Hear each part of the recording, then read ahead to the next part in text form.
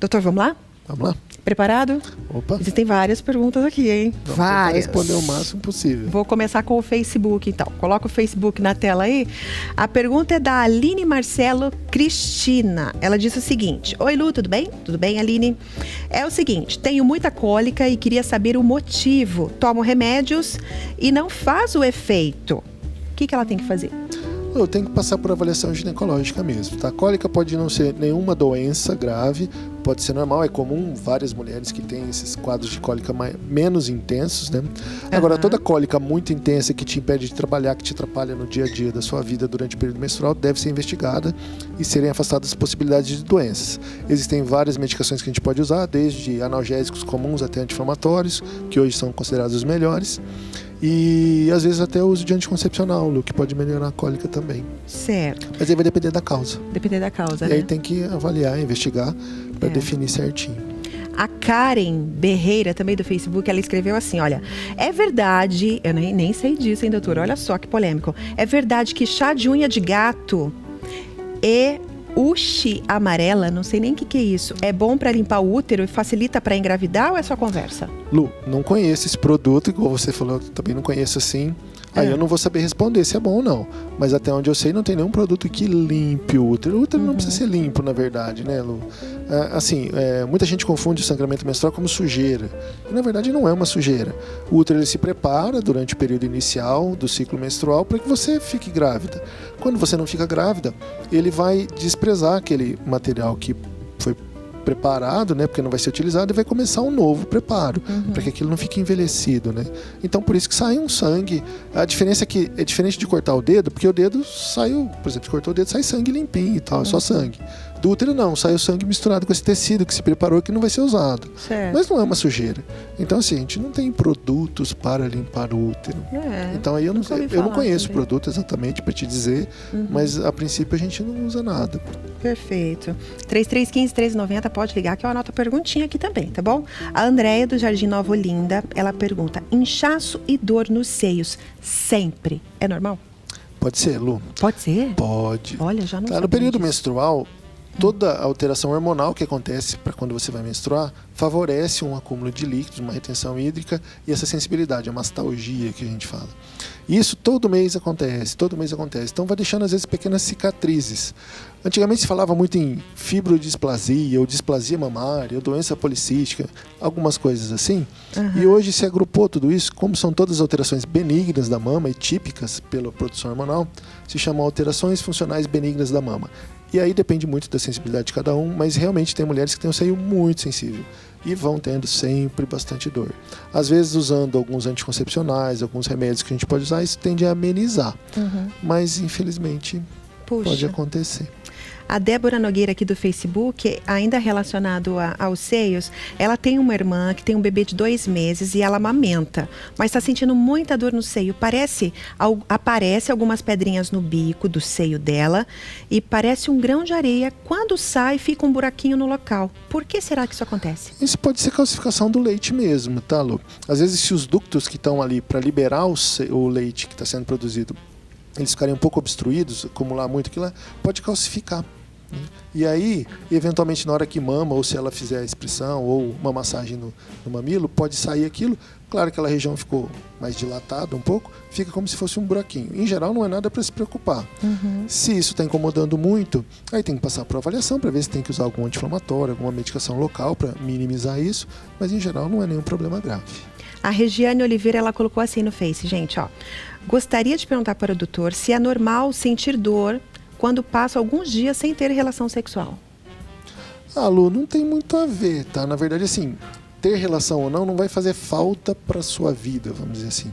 Tá certo que quando você tem um ritmo sexual mais frequente, vamos dizer assim, e fica um tempo mais prolongado, algumas mulheres falam: nossa, doutor, parece que fica diferente, fica uma sensibilidade mais, assim, qualquer coisinha já me estimula mais, tudo. Então isso pode acontecer realmente, mas não vai fazer mal e não vai te provocar dor.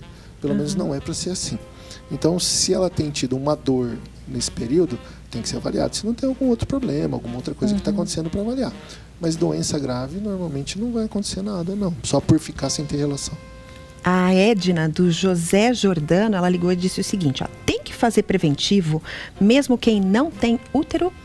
Então, a resposta é depende, Lu. Depende do motivo pelo qual foi tirado o útero. A gente tem que lembrar que o preventivo, primordialmente, visa a identificação precoce de lesões no colo do útero que poderiam virar um câncer. Esse é o objetivo principal de se fazer, mesmo quando você não sente nada.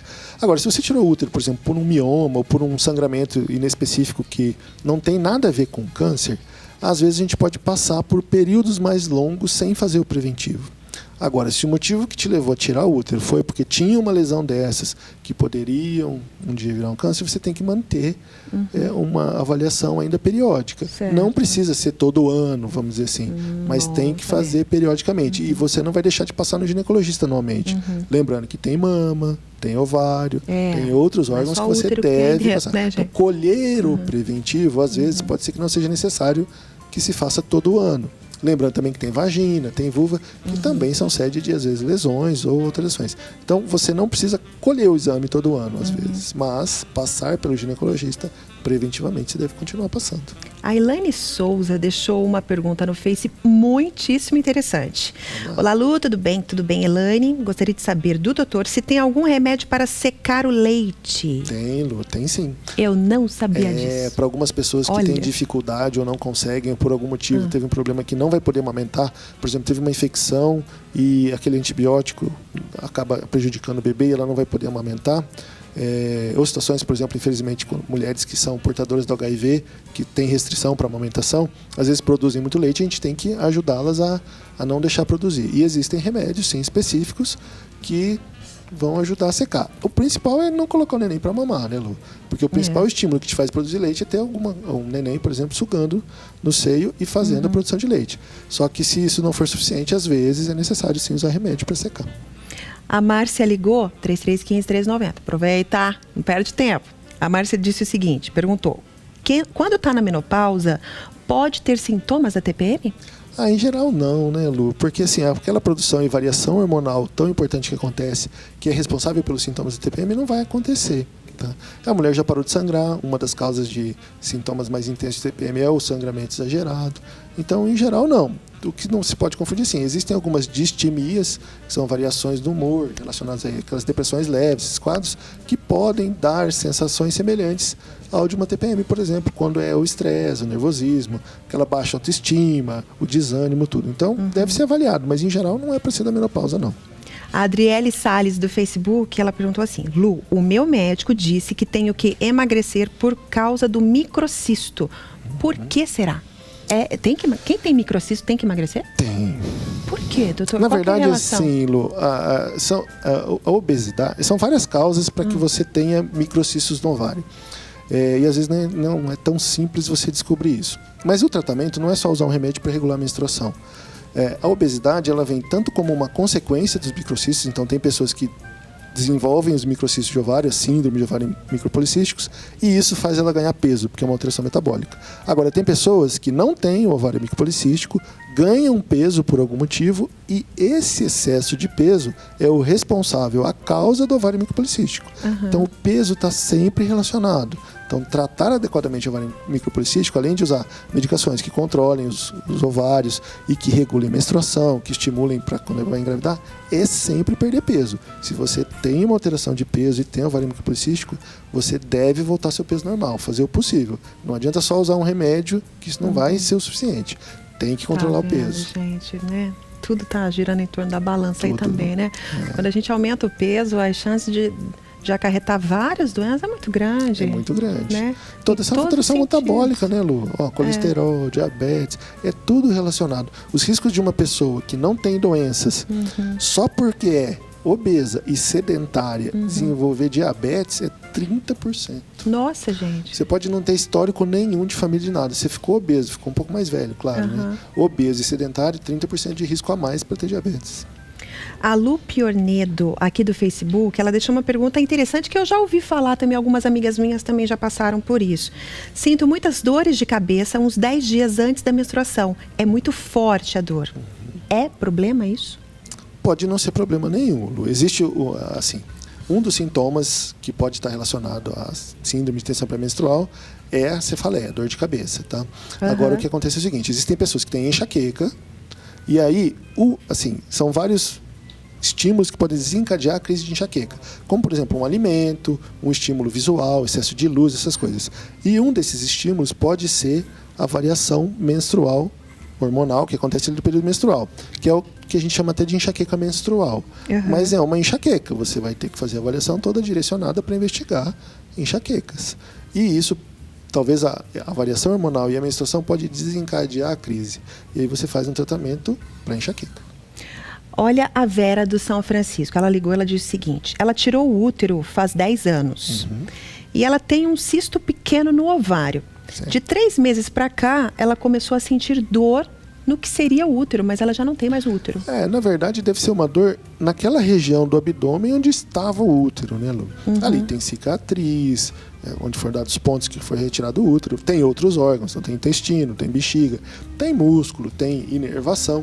Então, não é que ela tenha uma dor no útero, como a gente está falando um pouquinho antes.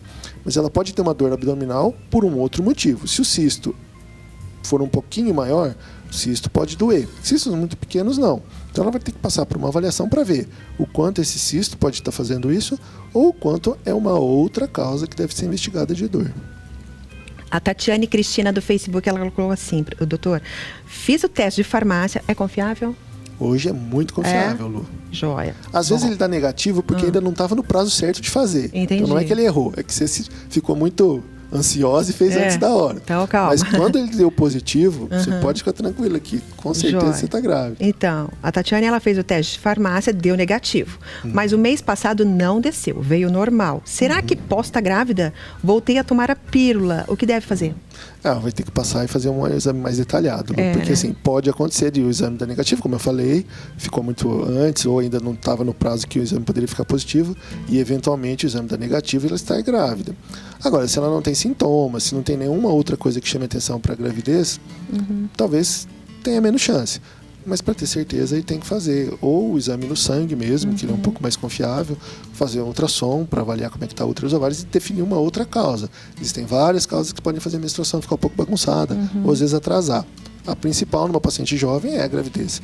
Agora, se não está grávida, tem que investigar outra causa. Deixa eu só ler mais essa daqui, do Alberto Polo, aqui do Facebook. Ele pergunta, a partir de quantos anos uma criança tem que começar a ir ao ginecologista? Isso é uma pergunta, sabe, que muitas mães fazem, viu? Não existe uma idade certa. Na verdade, a gente sempre fala assim, o ginecologista pode atender desde um bebezinho recém-nascido, tá?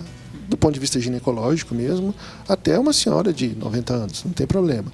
A necessidade dessa busca para o ginecologista na primeira consulta vai depender, às vezes, no começo do pediatra. Às vezes o pediatra lida com algumas alterações do sistema genital, que ele mesmo corrige, e se tiver alguma dificuldade, ele vai mandar para o ginecologista, mesmo um bebê.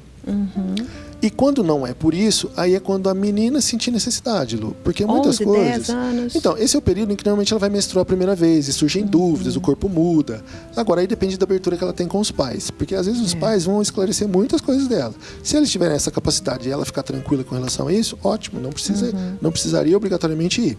Agora, se ela não tem, ou se ela tem vergonha, não quer expor algumas coisas para os pais, aí ela vai no médico e vai ter a liberdade de conversar. Ele não vai fazer nada que não precise ser feito, não vai fazer exame ginecológico que não precisa. Às vezes é muito mais uma conversa. Entendi. Claro que passa a ser um pouco mais obrigatório, vamos dizer assim, a partir do momento do início da relação sexual. Ou até para prevenir uma gravidez e doença antes de começar a atividade sexual. Mas isso é muito variável, não tem uma idade correta. Se ela está bem de saúde e não tem problema nenhum, às vezes é mais para esclarecer dúvidas ou para alguma orientação específica, quando ela sentir necessidade ou quando os pais acharem que não dá para eu responder isso aqui, melhor ir perguntar para o médico lá. Falar em responder, fica tranquila. E você, homem, fiquem tranquilos também, porque o doutor volta para responder o restante das perguntas. Não, perguntas, eu falei perguntas, ó. Sabe o que acontece? Quando a Fefe fala comigo aqui, ó, eu me embanando todo, consigo coordenar muito bem, sabe? Ainda assim. Semana que vem o doutor não vem, né, doutor? Isso, porque o programa vai ser mais curtinho. O programa vai ser mais curtinho, vai ser de manhã, às 9h30, então o doutor não vem. Mas calma, eu vou te avisar, tá? Vou te avisar. Então, tá bom. Obrigada, doutor. Imagina, fica com Deus, tá bom? Foi um prazer, você também.